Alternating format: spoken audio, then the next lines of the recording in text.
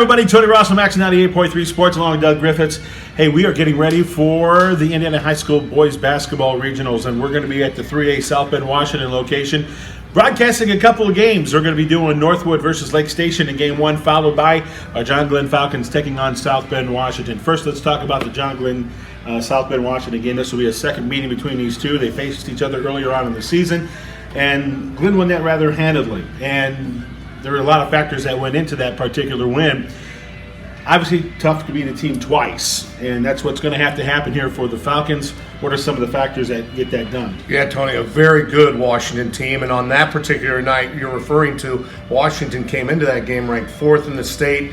Glenn used his zone, and it really bothered Washington. They had an off night shooting the basketball, so I would look for another zone concepts. You know, Travis Hanna's not shy about changing defenses up, anything and everything to confuse Washington. They're very athletic, as you would expect. The Northern kid leads them in scoring, 16 a game. They have one of the most talented freshmen in all the state of Indiana, and Stephen Reynolds, who Purdue is actually interested in. So going to have to keep an eye on those two players, but no doubt Glenn and how well they play that zone defense, I think, is going to go a long way in determining who wins the game. South Bend Washington has shown they can put up the offensive numbers. It's the defense and how long you like staying in defense that I feel where the underlining difference is going to be in this particular game. South Bend Washington's that kind of team because they got the athletes where they want to dictate the pace. And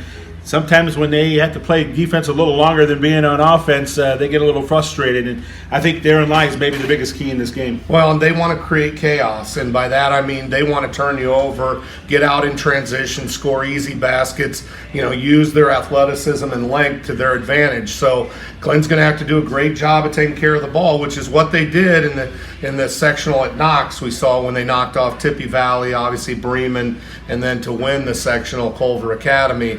So, again, both these teams are really tested. Both are Northern Indiana Conference foes. They know each other really well. You look at Washington's road to the regional. I mean, it was a gauntlet and then some, knocking off number 2 Marion, and then, topping that with an overtime thriller to win sectional against St. Joe. So, again, I don't think there'll be many surprises on Saturday afternoon. It's really going to come down, as most of these big games do, limiting those 2 turnovers and, who shoots the basketball the best. Well, here's one thing that's going to be very interesting into this one. I think when you look at how South Bend Washington's schedule has panned out and the improvement they have made throughout their entire back half of the season, a lot of people are picking South Bend Washington for this one. But I say, hold on. This John Glenn team has had just as much of a tough schedule, and they've had to come up and pull up some impressive wins this season themselves. And I think probably the most important part for this Glenn squad, the character that has been shown. They dropped their last 2 final games against 2 really good teams in Concord and Goshen, and quickly turned it around with an upset win against Tippy Valley, and then Bremen, and then CMA, as you mentioned. So I don't know if I'm going to buy into the fact that South Bend Washington may be the most improved going into this one. They definitely are, but not necessarily quite the most, and that's just because this John Glenn team right now, a lot of people are kind of seeing the record and judging it by that. And you never judge a book by its cover in this particular case. Well, I would never bet against Glenn, especially Bryson Hanna. I mean, he's as good a competitor at the high school level as you will see. And we saw really an unbelievable performance in that third quarter against CMA in the sectional championship game. 14 points in a 5-minute span, which included 4 3-pointers by Hanna. He literally willed his team to victory, and CMA didn't know what hit him. And again, I just would never bet. We've covered Hanna, all 4 years, and that kid has, he's unbelievable motivation, and sort of almost refused to lose. And it really seems like Glenn's on a mission. So, I mean, this should be a really fantastic basketball game, and another one of those incredibly hard-fought NIC clashes, which just so happens to be for a regional championship. And the first game, Northwood and Lake Station, man, you want to talk about a group of athletes who are going to be on that court for that first game. I love this Northwood team. They look like a collegiate team, the way they play. but I love their head coach even more. He is a tremendous man, and I don't know how you bet against the Panthers in this particular game. I don't know enough about Lake Station other than the fact that they're really good because of their athleticism and their schedule and that athletic kind of style of play that they show on the court. But Northwood's Northwood.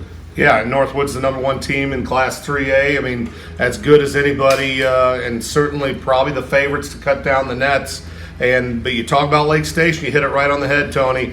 Lake Station has been battle tested, and they have almost identical records as their opponent, Northwood. So you know they won't be afraid or at all intimidated by Northwood. But they're going to have to play very good. Lake Station's very athletic.